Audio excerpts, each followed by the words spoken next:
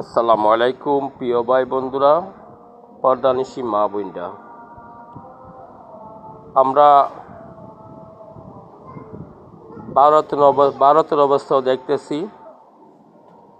ভারতের চা বিক্রি করতে মোদি মুসলমানরে মারতেছে এবং ভারতে অনেক মসজিদও ভাঙছে। ভারতের ইহুদি মোদি। আমি ভারতের মুসলমানদের উদ্দেশ্য করে বলতেছি, আপনারা যারা মুসলমান আছেন, ছাত্র জনতা সব মিলিয়ে ঐক্যবদ্ধ হয়ে ভারতের মোদিরে ক্ষমতার থেকে নামাই দেন। যে অবস্থায় আমরা শেখ হাসিনারে নামাইছি, বিদায় করছি, মানে পলায়ও যান পাচ্ছে না।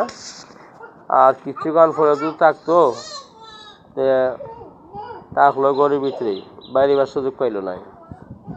যাই হোক, আমরা দৃশ্য দেখতেছি ফিলিস্তিনের অবস্থা খুব মর্মান্তিক কাজ করছে।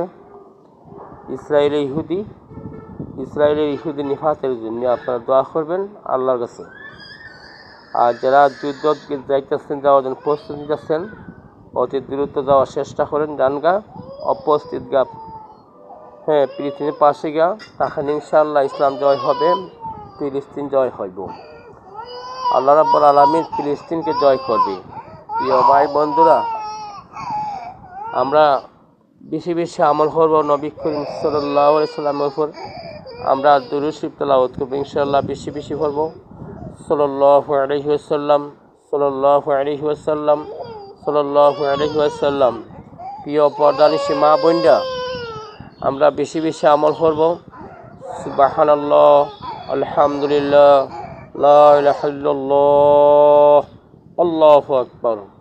আমরা বেশি বেশি আমল করব এবং সূরা ইখলাস তেলাওয়াত করব বেশি বেশি। সূরা ইখলাস, বিসমিল্লাহির রহমানির রহিম, কুল হুয়াল্লাহু আহাদ, আল্লাহুস সামাদ, লাম ইয়ালিদ ওয়া লাম ইউলাদ ওয়া লাম ইয়াকুল লাহু কুফুওয়ান আহাদ। আমরা এই সূরা আমরা বেশি বেশি আমল করব ইনশাআল্লাহ। ফরজ নামাজ তো আমরা টাইম মতো পড়বই ইনশাআল্লাহ। প্রিয় ভাই বন্ধুরা, পর্দানিশি মা বোনরা, আপনারা ইনশাআল্লাহ আমলদার মানুষ, মহিলারা, আপনারা বেশি বেশি আমল করবেন। যে আমলগুলো হয়ে গেছে ইনশাআল্লাহ, বেশি করে ফিলিস্তিনের জন্য দোয়া করবেন। আল্লাহ রাব্বুল আলামিন যেন স্বাধীন রাষ্ট্র বানাই দিন এবং মুসলমান জয়যুক্ত হইত, ইসরায়েলি ইহুদি নিফাত দোয়া করবেন। আল্লাহ